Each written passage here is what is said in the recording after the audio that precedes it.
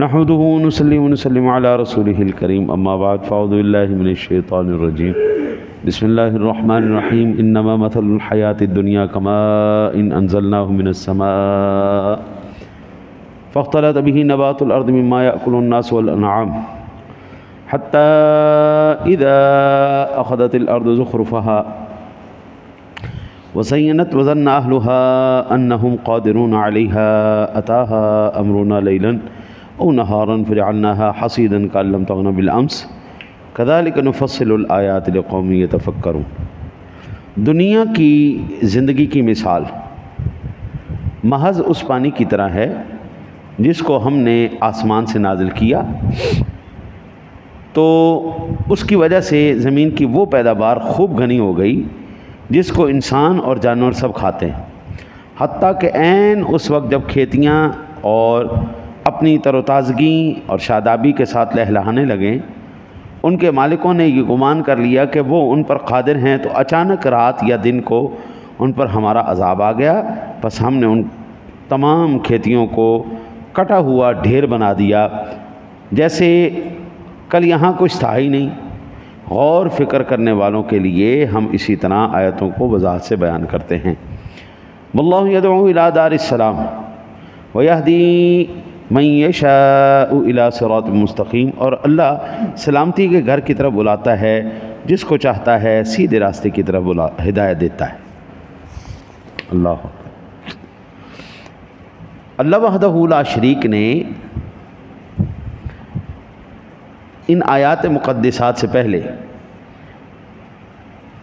یہ ارشاد فرمایا تھا، پچھلے درس میں نے عرض کیا کہ ارشاد فرمایا بغاوت تمہارے اپنے لیے مضر ہے۔ اگر کوئی اللہ سے بغاوت کرتا ہے تو اللہ کو کیا نقصان پہنچا سکتا ہے؟ کوئی اللہ کو نقصان ہے؟ اللہ کی کوئی سلطنت کم ہو جانی ہے؟ نہیں بھائی، اللہ کو کوئی جو بغاوت کرے گا مضر اسی کے لیے۔ اب اللہ وحدہ لا شریک نے بڑی ایک عجیب سی مثال ارشاد فرمائی، جو دنیا کی لذتوں اور مرغوبات میں منہمک ہو کر آخرت سے اعراض کر لیتا ہے۔ جس طرح یہ مثال ارشاد فرمائی گئی کہ جب پانی آسمان سے، یہ اب برسات کا موسم ہے نا جی، تو ان جگہوں پر بھی پھول بوٹے اگ رہے ہیں جہاں پر کبھی نہیں ہوگی، لوگوں کی چھتوں کے اوپر بھی پھول بوٹے اگ رہے ہیں، اور کھیتیاں اور باغات اور یہ چیزیں خوب جناب پھل پھول رہی ہیں، خوشائی کا پھل، اسی طرح غلوں، اجناس، یہ تمام چیزیں جو ہے ان بارش کے پانیوں کی وجہ سے وہ خوب لوگ منافع اٹھاتے ہیں اور خوب ان کی کھیتیاں وغیرہ سلسلہ چلتا ہے۔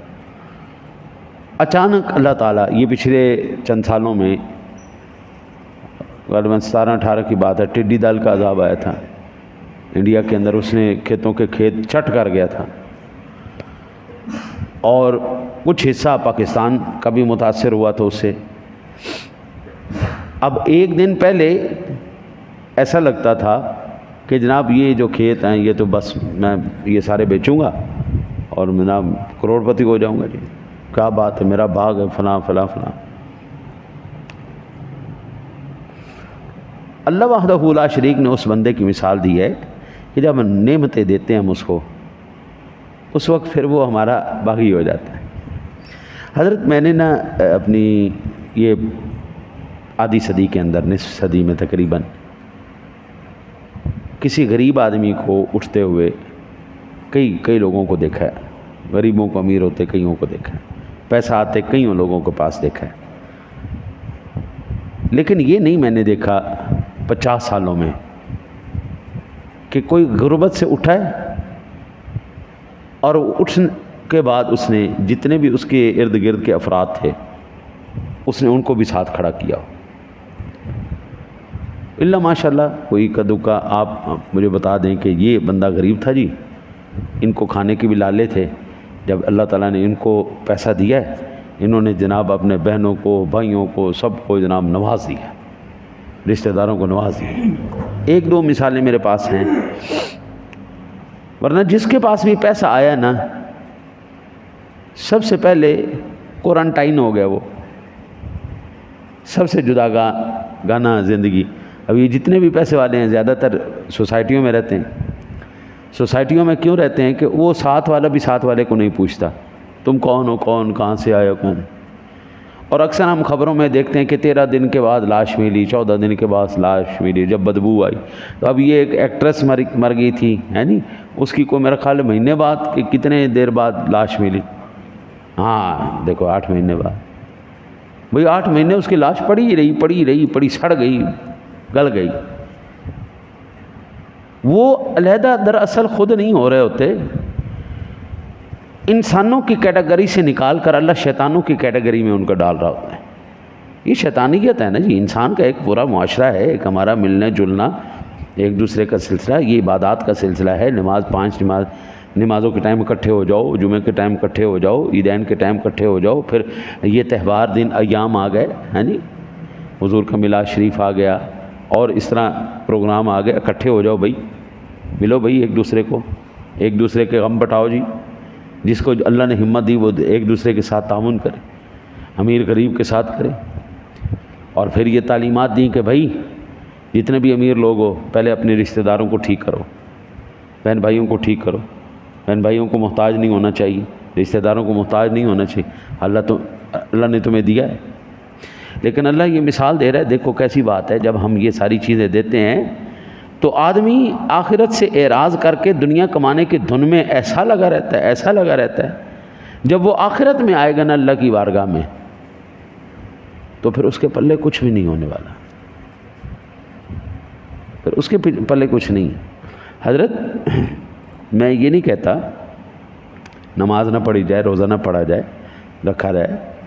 نماز بھی پڑھیں, روزہ بھی رکھیں, عبادات بھی کریں, لیکن جو ان عبادات کی اصل روح ہے اس کو بھی اپنائیں. ہمارے بڑوں کا احترام ہے, بزرگوں کا احترام ہے, چھوٹوں کا ادب ہے, شفقت ہے, رشتہ داری ہے, غمخواری ہے. ہاں جی, مصافحہ جب ہم کرتے ہیں ایسے, اب اس کے کئی فضائل بیان کیا گیا. معانقہ ہم کرتے ہیں, گلے ملتے ہیں, اس کے کئی فضائل بیان کہ بھئی جب تم ایسے کرتے ہو تمہارے اپنے گناہ جھڑ کے گر رہے ہوتے ہیں. یہ دراصل ایک دوسرے کو ملانا ہے نا جی, اور وہ یہ چیز ختم کر دیتی ہے دنیا کے لالچ. اللہ ارشاد فرماتا ہے, دیکھو ایک دن پہلے ایسے ہوتا ہے کہ لہلہاتی کھیت ہوتے ہیں, آہا کیا بات, جناب درختوں کے درخت کھڑے ہیں, فصلیں کھڑی, اللہ ٹڈی دل کا عذاب ہے. ابھی یہ جب طوفانی بارشیں ہوئیں, اولے گرے, انہوں نے کئی فصلوں کو تباہ کر دی. میں یہ ابھی احمد پور شرقیہ گیا تھا, میرے بہنوئی فوت ہو گئے تھے. تو راستے کے اندر جو چاولوں کی فصلیں تھیں وہ ساری کی ساری ڈوبی ہوئی تھی. 4-4 5-5 فٹ پانی کھیتوں کے اندر کھڑا ہوا تھا. اور وہ وہاں پہ کہہ رہے تھے کہ اگر ایک آدھا دن اور پانی کھڑا رہا تو فصل بیٹھ جائے گی, اور فصل بیٹھ گئی تو پھر یہ دوبارہ کھڑی ہونے والی نہیں. ٹھیک ٹھاک زبردست فصلیں پانی نے فنا کر دی. میرا مالک ارشاد فرما رہا ہے یہ ساری کی ساری چیزیں میری بارگاہ سے بغاوت کا نتیجہ ہے. حضرت موسم ہمارے اس ٹائم قابو میں نہیں ہے, حالات ہمارے قابو میں نہیں ہیں, نعمتیں ہمارے پاس ساری ہیں لیکن ہم نہیں استعمال کر سکتے. پاکستان کے پاس کیا سونا نہیں, چاندی نہیں, پیتل نہیں, تانبا نہیں, نمک نہیں, کوئلہ نہیں, کپاس نہیں, گندم نہیں, چاول نہیں, کون سی شے جو نہیں پاکستان کی, بتائیے. لیکن کیا وہ ہمارے استعمال میں ہے؟ نہیں ہے, ہمارے استعمال میں نہیں آ رہی. اللہ کہتا ہے یہ تمہاری اپنی بغاوت سے. پھر میرے مالک نے ارشاد فرمایا, اللہ کے بندو, اللہ تمہیں سلامتی کے گھر بلاتا ہے. سلامتی کے گھر سے مراد جنت کی طرف, جس میں ہر قسم کے رنج بلا نقصان سے سلامتی ہے. جنت کی طرف لوگوں کو رسول اللہ صلی اللہ علیہ وسلم نے بلایا. رسول اکرم صلی اللہ علیہ وسلم کی ذات گرامی نائب مطلق ہیں اللہ کے. نائب مطلق سے مراد حضور کا بلانا اللہ ہی کا بلانا ہے. حضور کا بلانا اللہ ہی کا بلانا. مثلا ایک بندہ نماز پڑھ رہا ہے, نماز کس کی عبادت ہے؟ اللہ کی. نماز پڑھتے ہوئے اگر حضور سرور دو عالم صلی اللہ علیہ وسلم کی ذات گرامی آپ کو بلائیں, ہاں جی, نبی اکرم صلی اللہ علیہ وسلم آپ کو آواز دیں, اب آپ نماز آگے کنٹینیو نہیں کریں گے بلکہ وہیں سے نماز کو چھوڑ کر آپ جناب کی بارگاہ میں حاضر ہو جائیں گے۔ نبی اکرم صلی اللہ علیہ وسلم کی ذات گرامی آپ سے جو کام ارشاد فرمائیں آپ وہ کریں، کرنے کے بعد مثلا حضور مثال کے طور پر بھیج دیتے ہیں بازار جاؤ سودا لے کے آؤ، تو جائیں گے سودا لے کے آئیں گے، ساری بات چیت ہوگی، سارا سلسلہ ہوگا، کرنے کے بعد پھر آ کے آپ وہیں سے نماز کو آگے کنٹینیو کریں گے، دوبارہ سے نماز کو شروع نہیں کریں گے۔ نماز نام ہے اللہ اور اس کے رسول کی اطاعت کا، تو آپ نے ایک ایک لمحہ حضور کی اطاعت میں گزارا ہے، یہ حضور کے کہنے پہ ہی آپ جا رہے ہیں، حضور کے کہنے پہ ہی آ رہے ہیں، ان کے کہنے پہ بات کر رہے ہیں۔ آپ از خود اپنی مرضی سے کریں گے تو آپ کی نماز فاسد ہو جائے گی، آپ کہیں چلے جائیں گے، کسی سے بات کریں گے، نماز ختم ہو جائے گی۔ لیکن اگر یہی بات حضور کے ساتھ ہوگی تو آپ کی نماز بالکل جاری ہے جناب، اور جتنی دیر آپ حضور کی فرما برداری میں اطاعت میں آپ لگے ہوئے وہ آپ کی نماز جاری ہے۔ وہیں سے آپ آ کے دوبارہ 2 رکعتیں ہو چکی تھی، 2 رہ گئی تھی، 2 رکعتوں کے بعد آپ تیسری رکعت آپ شروع کریں گے۔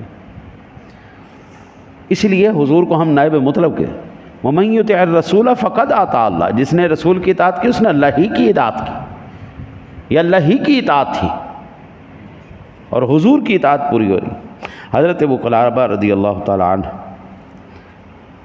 بیان کرتے ہیں کہ نبی اکرم صلی اللہ علیہ وسلم سے کہا گیا آپ کی آنکھوں کو سونا چاہیے اور آپ کے قلب کو بیدار رہنا چاہیے، یعنی حضور نبی اکرم صلی اللہ علیہ وسلم کا سونا اور جاگنا بھی ہم جیسا نہیں ہے۔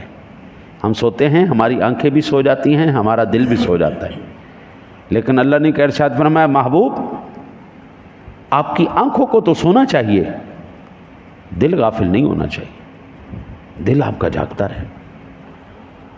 آپ کے کانوں کو سنتے رہنا چاہیے، سو میری آنکھیں سو گئیں، دل ہوشیار رہا اور کان سنتے رہے۔ حضور نبی کرم صلی اللہ علیہ وسلم وہ واحد ہستی ہیں صرف اس روئے زمین پر، واحد ہستی کہ جن کے سونے کے بعد بھی آپ کا وضو شریف نہیں ٹوٹتا۔ ہم سوتے ہیں، ہمارا دل بھی سو جاتا ہے، غفلت ہو جاتی ہے ہماری دنیا معافی سے، ہاں سے ہمارے کان سننا بند کر دیتے ہیں۔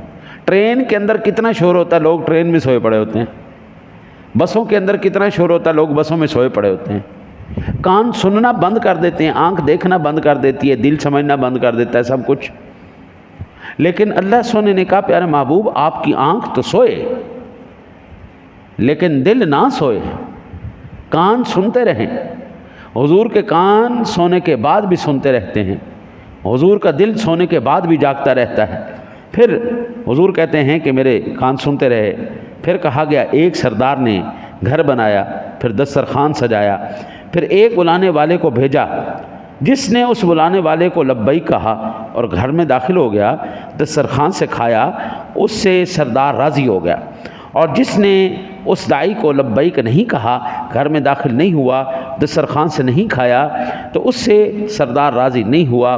پس اللہ تعالی سردار ہے، گھر اسلام ہے، اور دسترخوان جنت ہے، دائی بلانے والے حضور نبی اکرم صلی اللہ علیہ وسلم کی ذات ہے۔ سردار اللہ ہے، اس نے دسترخوان گھر بنایا، گھر اسلام ہے، دسترخوان سجایا، وہ جنت ہے، دائی بھیجا بلانے والے، جاؤ بھائی اس کو بلا کے لاؤ، جس نے لبیک کہا جناب، کلمہ پڑھ لیا، مسلمان ہو گیا، اللہ بھی راضی ہو گیا، اس کے رسول بھی راضی ہو گئے، جنت بھی مل گئی۔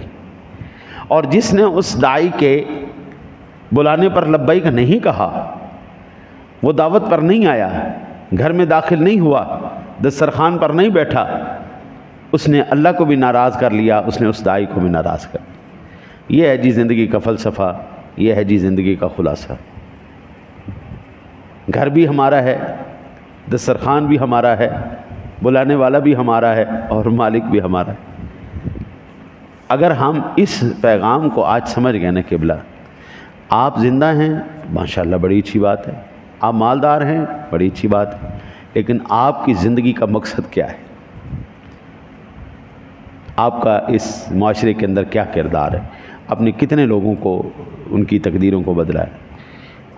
میری اوقات نہیں ہے جی، میں اپنی ذات کی بات کروں، میرے پاس ہے علم کی دولت، ویسے ہم غریب سے لوگ ہیں، ہینڈ ٹو ماؤتھ ہے، ادھر سے آتا ہے ادھر سے کھا کے ختم کر دی۔ علم کی دولت ہے جی، وہ صبح بھی تقسیم کر رہے ہیں، وہ شام بھی تقسیم کر رہے ہیں، وہ مرد بھی ہم سے فیض یاب ہو رہے ہیں، وہ خواتین بھی، بچے بھی، بچیاں بھی، سارے۔